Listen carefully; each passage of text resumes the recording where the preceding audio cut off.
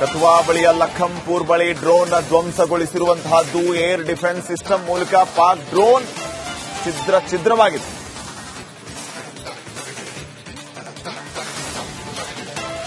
Air defence system ಮೂಲಕ Pak drone ಛಿದ್ರಗೊಳಿಸಲಾಗಿರುವಂತದ್ದು. ಪಂಜಾಬ್ನ ಫಿರೋಜ್ಪುರದಲ್ಲಿ drone ದಾಳಿ ನಡೆದಿತ್ತು. ಈ ಸಂದರ್ಭದಲ್ಲಿ ಅದನ್ನ ಧ್ವಂಸ ಮಾಡಲಾಗಿದೆ.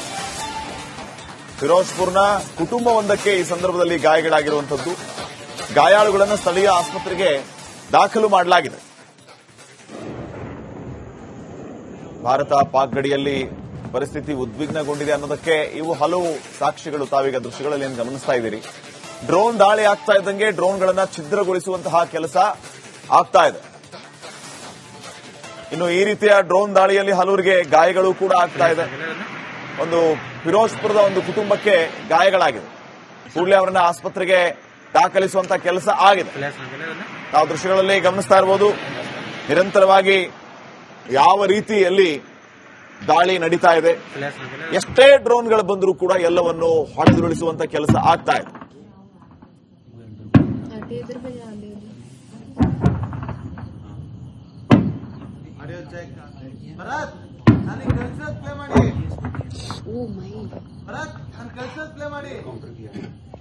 ತಗೊಂಡಿಲ್ಲ ಅದನ್ನ ತಗೊಂಡಿಲ್ಲ.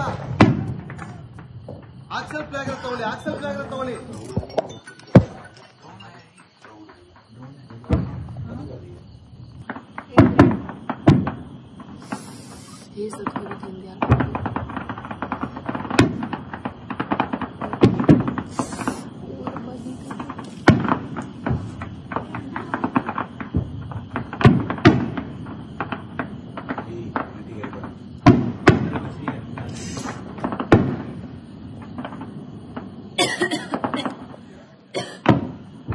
ಪಾಕಿಸ್ತಾನದಿಂದ ನಿರಂತರವಾಗಿ ಡ್ರೋನ್ ದಾಳಿ ಆಗ್ತಾ ಇದೆ. ಒಂದು ಕುಟುಂಬವಿದ್ದಂತಹ ಮನೆ ಮೇಲೂ ಕೂಡ ಡ್ರೋನ್ ಬಿದ್ದಿದೆ ಅನ್ನೋ ಮಾಹಿತಿ ಈಗ ಲಭ್ಯವಾಗ್ತಾ ಇದೆ. ಅನೇಕ ಡ್ರೋನ್ ದಾಳಿಗಳನ್ನ ಮಾಡುವಂತ ಕೆಲಸ ಪಾಕಿಸ್ತಾನ ಮಾಡ್ತಾ ಇದೆ. ಭಾರತ ಮತ್ತು ಪಾಕ್ ಗಡಿಯಲ್ಲಿ ಉದ್ವಿಗ್ನ ಸ್ಥಿತಿ. ಶ್ರೀನಗರ, ಪಠಾಣ್ಕೋಟ್, ಜಮ್ಮು, ರಜೌರಿಯಲ್ಲಿ ಹಾಗೆ ಅವಂತಿಪೋರಾದಲ್ಲಿ ಕೂಡ ಡ್ರೋನ್ಗಳನ್ನ ಉಡೀಸ್ ಮಾಡಲಾಗಿದೆ. ಏರ್ ಡಿಫೆನ್ಸ್ ಸಿಸ್ಟಮ್ನಿಂದ ಉಡೀಸ್ ಮಾಡುವಂತ ಕೆಲಸಗಳಾಗ್ತಾ ಇದೆ. ಸಂಜೆ 8:14 ಶುರುವಾದಂತಹ ಡ್ರೋನ್ ದಾಳಿ ಇಲ್ಲಿಯವರೆಗೂ ಕೂಡ ಕಂಟಿನ್ಯೂ ಆಗಿದೆ. ಜಮ್ಮುವಿನಲ್ಲೇ ಇಲ್ಲಿಯವರೆಗೂ 100 ಡ್ರೋನ್ಗಳನ್ನ ಛಿದ್ರ ಮಾಡಲಾಗಿದೆ. ಉದ್ವಿಗ್ನ ಸ್ಥಿತಿ ಅಂತೂ ನಿರ್ಮಾಣ ಆಗಿದೆ. ನಿನ್ನೆಯೂ ಕೂಡ 8:15 ಶುರುವಾಗಿತ್ತು ಡ್ರೋನ್ ದಾಳಿ ಮಾಡೋದು. ಇವತ್ತು ಜಮ್ಮು, ಶ್ರೀನಗರ ಸೇರಿದಂತೆ ಪಂಜಾಬ್ನ ಕೆಲವೊಂದಷ್ಟು ಜಿಲ್ಲೆಗಳಲ್ಲಿ ಬ್ಲಾಕ್ಔಟ್ ಮಾಡಲಾಗಿದೆ. ಜಮ್ಮುವಿನಲ್ಲೂ ಕೂಡ ಬ್ಲಾಕ್ಔಟ್ ಮಾಡಲಾಗಿದೆ. ಶ್ರೀನಗರದಲ್ಲೂ ಕೂಡ ಬ್ಲಾಕ್ಔಟ್ ಅನ್ನು ಮಾಡುವಂತ ಕೆಲಸಗಳಾಗಿದೆ.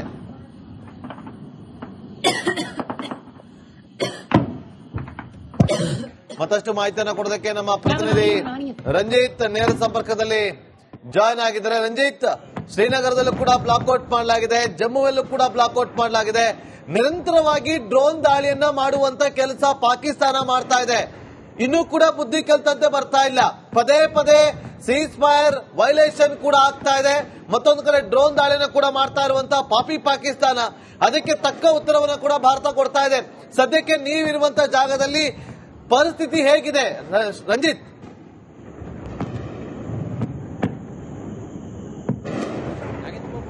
ನಿರಂತರವಾಗಿ ಪಾಕಿಸ್ತಾನ ಸಂಚು ರೂಪಿಸ್ತಾ ಇರೋದು ಭಾರತದ ಮೇಲೆ. ಅದು ನಿನ್ನೆ ರಾತ್ರಿ ಭಾರತದ ಮೇಲೆ ದಾಳಿ ಮಾಡಿ ಭಾರತದ ಏರ್ಪೋರ್ಟ್ಗಳನ್ನ ಟಾರ್ಗೆಟ್ ಮಾಡಿದಂತ ಪಾಕಿಸ್ತಾನ ಸೇನೆಯ ಪ್ರಯತ್ನವನ್ನ ಭಾರತೀಯ ಏರ್ ಡಿಫೆನ್ಸ್ ಸಿಸ್ಟಮ್ ಧ್ವಂಸ ಮಾಡಿ ಹಾಕಿತ್ತು, ಸುಟ್ಟು ಹಾಕಿತ್ತು.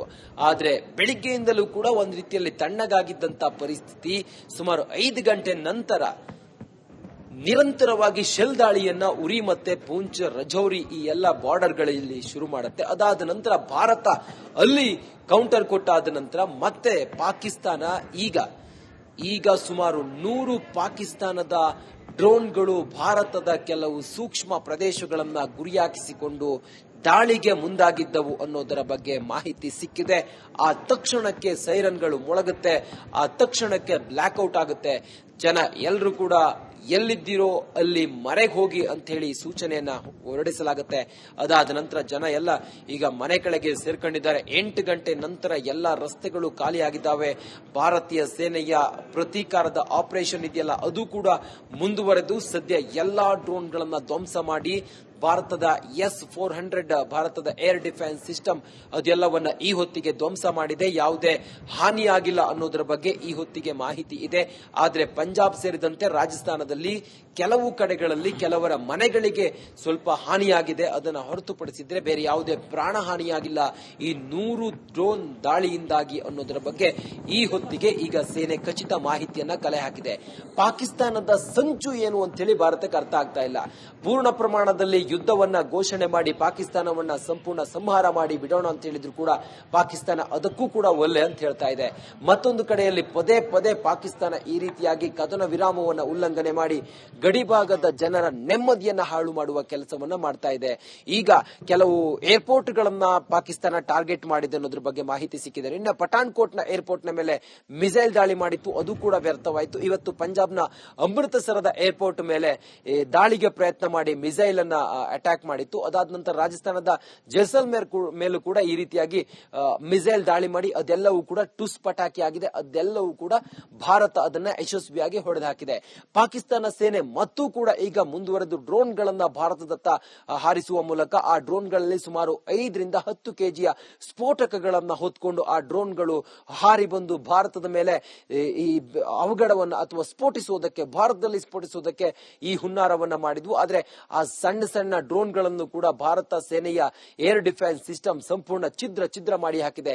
10 ನಿಮಿಷಕ್ಕೆ ಈ ಡ್ರೋನ್ಗಳು ಸುಮಾರು 20 ಕಿಲೋಮೀಟರ್ ಚಲಿಸ್ತವೆ ಅನ್ನೋದ್ರ ಬಗ್ಗೆಯೂ ಕೂಡ ಈಗ ಮಾಹಿತಿ ಲಭ್ಯ ಆಗಿದೆ. ಬಹಳ ಅಪ್ಡೇಟೆಡ್ ಅಥವಾ ತುಂಬಾ ಫಾರ್ವರ್ಡ್ ಡ್ರೋನ್ ಸಿಸ್ಟಮ್ ಪಾಕಿಸ್ತಾನದ ಬಳಿ ಇದೆ. ಇದನ್ನ ಚೀನಾದಿಂದ ಈ ಪಾಕಿಸ್ತಾನ ಪಡೆದುಕೊಂಡಿದೆ ಅನ್ನೋದ್ರ ಬಗ್ಗೆಯೂ ಕೂಡ ಮಾಹಿತಿ ಇದೆ. ನೋಡಿ, ಸುಮಾರು 100 ಡ್ರೋನ್ಗಳು ಈ 10 ನಿಮಿಷದಲ್ಲಿ 20 ಕಿಲೋಮೀಟರ್ ಸಂಚರಿಸಿ ಮೊದಲೇ ನಿಗದಿಪಡಿಸಿದ್ದಂತಹ ಲೊಕೇಶನ್ ನಲ್ಲಿ ಬ್ಲಾಸ್ಟ್ ಆಗುವಂತಹ ಸಿಸ್ಟಮ್ ಅದು, ಆ ಡ್ರೋನ್ ಸಿಸ್ಟಮ್ ಅದು. ಅದನ್ನ ಭಾರತ ಈಗ ಎಲ್ಲವನ್ನ ಧ್ವಂಸ ಮಾಡಿದೆ, ನಾಶ ಮಾಡಿದೆ. ಆದ್ರೆ ಒಂದೆರಡು ಕಡೆಗಳಲ್ಲಿ ಅದು ಲ್ಯಾಂಡ್ ಆಗಿ ಸ್ವಲ್ಪ ಮನೆಗಳಿಗೆ ಹಾನಿಯಾಗಿದೆ ಅನ್ನೋದ್ರ ಬಗ್ಗೆ ಮಾಹಿತಿ ಸಿಕ್ಕಿದೆ. ಆದ್ರೆ ಯಾವುದೇ ಪ್ರಾಣ ಹಾನಿ ಆಗಿಲ್ಲ ಅನ್ನೋದು ಈಗ ಈ ಹೊತ್ತಿಗೆ ತಿಳಿದು ಬಂದಿರುವಂತ ವಿಚಾರ. ಬಹುಶಃ ಇನ್ನೊಂದು ಕೆಲವೇ ಕ್ಷಣಗಳಲ್ಲಿ ಭಾರತ ವಾಪಸ್ ಅಟ್ಯಾಕ್ ಮಾಡಿ ಪಾಕಿಸ್ತಾನ ಎಲ್ಲಿಂದ ಅದನ್ನ ಉಡಾಯಿಸ್ತಾ ಇದೆ ಆ ನೆಲೆಯನ್ನೇ ಧ್ವಂಸ ಮಾಡುವಂತ ಸಾಧ್ಯತೆಯೂ ಕೂಡ ಇದೆ. ಸದ್ಯಕ್ಕೆ ಭಾರತೀಯ ಕಟ್ಟೆಚ್ಚರದಿಂದ ಸೇನೆ ಗಡಿಗಳಲ್ಲಿ ಅಲರ್ಟ್ ಆಗಿದ್ದಾರೆ. ಮತ್ತೆ ಎಲ್ಲಾ ಕಡೆಗಳಲ್ಲೂ ಕೂಡ ಹೈ ಅಲರ್ಟ್ ನಲ್ಲಿದ್ದಾರೆ. ನಿನ್ನೆ ಜಮ್ಮು ಮತ್ತು ಕಾಶ್ಮೀರದ ಕೆಲವು ಸೂಕ್ಷ್ಮಾತಿ ಸೂಕ್ಷ್ಮ ಪ್ರದೇಶಗಳನ್ನ ಟಾರ್ಗೆಟ್ ಮಾಡಿದಂತಹ ಪಾಕಿಸ್ತಾನ ಸೇನೆ ಇವತ್ತು ನಾವಿದ್ದಂತಹ ಈ ಶ್ರೀನಗರ, ಕಾಶ್ಮೀರದ ಹಾರ್ಟ್ ಆಫ್ ಸಿಟಿ ಶ್ರೀನಗರವನ್ನು ಕೂಡ ಟಾರ್ಗೆಟ್ ಮಾಡಿ ಇಲ್ಲಿ ಕೆಲವು ಸೇನಾ ಹೆಡ್ ಕ್ವಾರ್ಟರ್ಸ್ ಗಳಿದ್ದಾವೆ, ಅದರ ಮೇಲೆ ಡ್ರೋನ್ ಅಟ್ಯಾಕ್ ಮಾಡೋದಕ್ಕೆ ಪ್ರಯತ್ನ ಮಾಡಿತ್ತು ಅನ್ನೋದ್ರ ಬಗ್ಗೆ ಈಗ ಭಾರತ ಗುಪ್ತಚರ ಇಲಾಖೆಯಿಂದ ಮಾಹಿತಿ ಲಭ್ಯ ಆಗಿದೆ. ಹಾಗಾಗಿ ಇಲ್ಲೆಲ್ಲವೂ ಕೂಡ ಈಗ ಬ್ಲಾಕ್ ಔಟ್ ಮಾಡಿ ಎಲ್ಲಾ ಲೈಟ್ ಗಳನ್ನ ಬಂದ್ ಮಾಡಿ ಜನರನ್ನ ಮನೆ ಒಳಗೆ ಕಳಿಸಿ ಈಗ ಕಾರ್ಯಾಚರಣೆ ಆರಂಭ ಆಗಿದೆ. ಇಲ್ಲಿ ಸೈರನ್ಗಳ ಸದ್ದು ಮೊಳಗ್ತಾ ಇದೆ. ಮತ್ತೊಂದು ಕಡೆಯಲ್ಲಿ ಸೇನಾ ವಾಹನಗಳು ಓಡಾಡ್ತಾ ಇದ್ದಾವೆ, ಸೇನಾ ಬಂಕರ್ಗಳು ಓಡಾಡ್ತಾ ಇದ್ದಾವೆ. ಸೈನಿಕರು ಕ್ಯಾಂಪ್ಗಳಿಂದ ಈಗ ಹೆಚ್ಚಿನ ಸಂಖ್ಯೆಯಲ್ಲಿ ಡ್ಯೂಟಿ ಇಲ್ದವರು ಕೂಡ ಇನ್ನೊಂದು ಶಿಫ್ಟ್ ನಲ್ಲಿ ಇದ್ದವರು ಕೂಡ ಈಗ ಎಲ್ಲ ಈ ಕೆಲವು ಸೂಕ್ಷ್ಮ ಪ್ರದೇಶಗಳಲ್ಲಿ ಶಸ್ತ್ರ ಸನ್ನದ್ಧವಾಗಿ ನಿಂತುಕೊಂಡಿದ್ದಾರೆ. ಯಾವುದೇ ಕ್ಷಣದಲ್ಲಿ ಬೇಕಾದರೂ ಪಾಕಿಸ್ತಾನದ ಮೇಲೆ ಭಾರತ ರಿಟರ್ನ್ ಅಟ್ಯಾಕ್ ಅನ್ನು ಮಾಡಬಹುದು. ಪಾಕಿಸ್ತಾನ ನಿನ್ನೆಯೂ ಕೂಡ ಮೊದಲ ಅಟ್ಯಾಕ್ ಮಾಡಿತ್ತು, ಇವತ್ತು ಕೂಡ ಮತ್ತೆ ಬೆಳಿಗ್ಗೆಯಿಂದ ಸಂಜೆವರೆಗೂ ತಣ್ಣಗಿದ್ದು ಈಗ ಮತ್ತೆ ಅಟ್ಯಾಕ್ ಮಾಡಿದೆ. ಭಾರತ ವಾಪಸ್ ಅಟ್ಯಾಕ್ ಮಾಡಿ ಆ ನೆಲೆ ಇದೆಯಲ್ಲ ಎಲ್ಲಿಂದ ಇವರು ಆಪರೇಟ್ ಮಾಡ್ತಾ ಇದ್ದಾರೆ ಅದನ್ನೇ ಧ್ವಂಸ ಮಾಡುವಂತ ಸಾಧ್ಯತೆ ಇದೆ. ಇನ್ನೇನು ಕೆಲವೇ ಹೊತ್ತಿನಲ್ಲಿ ಮಧ್ಯರಾತ್ರಿ ಆಗಬಹುದು ಬಹುಶಃ ಭಾರತದ ಏರ್ ಸ್ಟ್ರೈಕ್ ಮಾಡಿ ಆ ನೆಲೆಗಳನ್ನ ಧ್ವಂಸ ಮಾಡುವಂತ ಸಾಧ್ಯತೆ ಇದೆ. ಭಾರತ ಯಾವುದೇ ಕ್ಷಣಕ್ಕೂ ಕೂಡ ಸನ್ನದ್ಧ ಸ್ಥಿತಿಯಲ್ಲಿದ್ದು ಎಲ್ಲವನ್ನು ಕೂಡ ಕಾಯ್ತಾ ಇದೆ. ಯಾವುದೇ ಕ್ಷಣದಲ್ಲಿ ಬೇಕಾದರೂ ಪಾಕಿಸ್ತಾನದ ಬೆನ್ಮೂಳೆ ಮುರಿಯುವಂತ ಸಾಧ್ಯತೆಗಳು ಈ ಹೊತ್ತಿಗೆ ಕಂಡು ಬರ್ತಾ ಇದೆ. ನಾಗೇಂದ್ರ